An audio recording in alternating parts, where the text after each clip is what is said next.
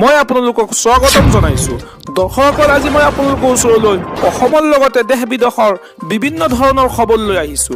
খবৰকেইটা খুবেই গুৰুত্বপূৰ্ণ, গতিকে ভিডিঅ'টো অলপো স্কিপ নকৰাকৈ শেষলৈ চাই যাব। নিতৌ এনেধৰণৰ খবৰ পাই থাকিবলৈ আমাৰ চেনেলটো ছাবস্ক্ৰাইব কৰি ৰাখিব আৰু এটা কৰি লাইক কৰি আমাক উৎসাহিত কৰিব। আহক এতিয়া আমি ভিডিঅ'টো আৰম্ভ কৰোঁ। আজি মই প্ৰথম খবৰটি খুবেই গুৰুত্বপূৰ্ণ, এটা big breaking news. Scooty Orunodoi 40,000 টকাৰ পৰা তেল ভৰাবলৈ মাহে 500 টকাকৈ দিব মুখ্যমন্ত্ৰী ডক্টৰ হিমন্ত বিশ্ব শৰ্মাই। 11টাকৈ চৰকাৰী সুবিধা লাভ কৰিব ৰাজ্যৰ মহিলাসকলে। এতিয়াৰে পৰা মহিলাসকলক তেল ভৰাবলৈ মাহে 500 টকাকৈ প্ৰদান কৰিব চৰকাৰে। ৰাজ্যৰ হাজাৰ হাজাৰ মহিলালৈ নতুন ঘোষণা মুখ্যমন্ত্ৰী ডক্টৰ হিমন্ত বিশ্ব শৰ্মাৰ। মহিলা সবলীকৰণক লৈ মুখ্যমন্ত্ৰীৰ 11টাকৈ বৃহৎ ঘোষণা। ৰাজ্যৰ লাখ লাখ মহিলাই লাভ কৰিব বহুকেইটা চৰকাৰী সুবিধা। 2 লাখৰো অধিক আত্মসহায়ক গোটে 1089 কোটি টকাৰ সামূহিক বিনিয়োগ পুঁজি লাভ কৰিছে। ইয়াৰ লগতে আত্মসহায়ক গোটৰ মহিলাই লাভ কৰিছে বেংকৰ পৰা 16,000 কোটি টকাৰ ঋণ। 8,82,000 লাখপতি বাইদেউলৈকে ৰূপান্তৰ কৰা হৈছে। অহা বছৰ লাখপতি বাইদেউৰ মহিলাসকলে লাভ কৰিব 25,000 টকা। জীৱিকা সখীৰ মহিলাসকলে লাভ কৰিব 40,000কৈ টকা। 40,000ৰ পৰা 1 টকা সুদ দিব নালাগে বেংকক মহিলাসকলে। আৰু ইয়াৰ লগতে জীৱিকা সখীৰ সকলো মহিলাসকলক দিয়া হ'ব অৰুণোদয় আঁচনি। আজি মই পৰৱৰ্তী খবৰটি খুবেই গুৰুত্বপূৰ্ণ, এটা বিগ ব্ৰেকিং নিউজ।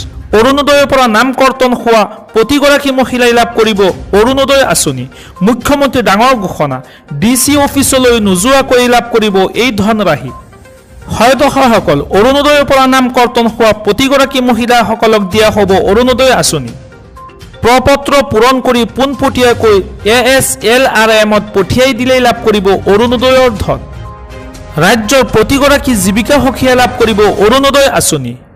যিসকল মহিলাৰ নাম অৰুণোদয় 3.0ত অহা নাছিল, সেইসকল মহিলাই ডাইৰেক্টলি অৰুণোদয় আঁচনি পাব।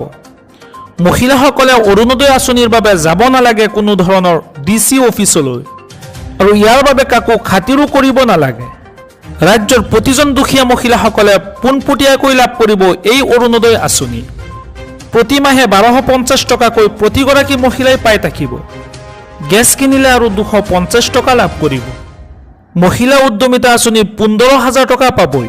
সবচে ডাঙৰ কথা, ফেব্ৰুৱাৰী মাহলৈকে একাউণ্ট ধুনীয়াকৈ ৰাখিব, কাৰণ ফেব্ৰুৱাৰীত এটা মৰমৰ উপহাৰ এটা সোমাব গৈ আছে।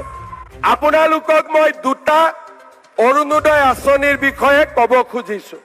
অৰুণোদয় আঁচনিৰ ধন নিয়মীয়াকৈ পাই থাকিবৰ কাৰণে একাউণ্টটো ঠিক হৈ থাকিব লাগে। KYC know your customer, বহুতে KYC নকৰে কাৰণে অৰুণোদয় টকা জমা নহয়।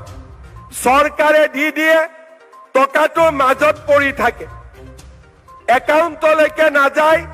কিয়? একাউণ্টটো KYC হোৱা নাই। আপোনালোকে নিজৰ বেংক একাউণ্টটো পৰিষ্কাৰ কৰি ৰাখিব।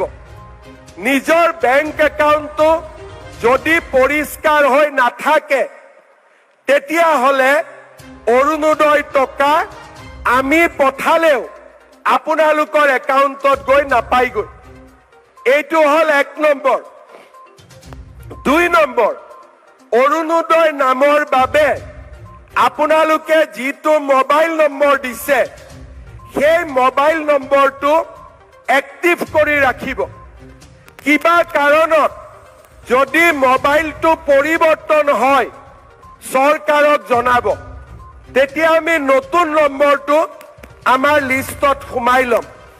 তৃতীয়তে, আজিলৈকে আমাৰ কোনো অফিচাৰ নাছিলে। অৰুণোদয় নাপালে আমি ক'ত যাম? এতিয়াৰ পৰা প্ৰত্যেক ব্লকত এজন অৰুণোদয় সহায়ক থাকিব।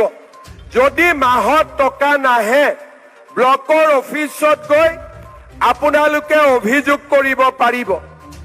তৃতীয়তে, এটা আমি ফোন নম্বৰ দিম আপোনালোকক।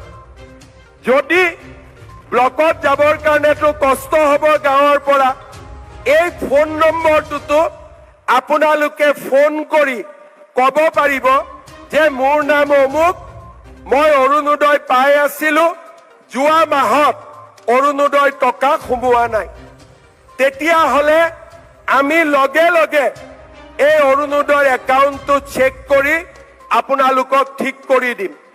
সেইকাৰণে অৰুণোদয় যিটো নম্বৰ আপোনালোকে বাতৰি কাকত বা টিভিত পাব, যদি কোনোবা মাহত অৰুণোদয় নাপায় লগে লগে আপোনালোকে আমাক জনাব।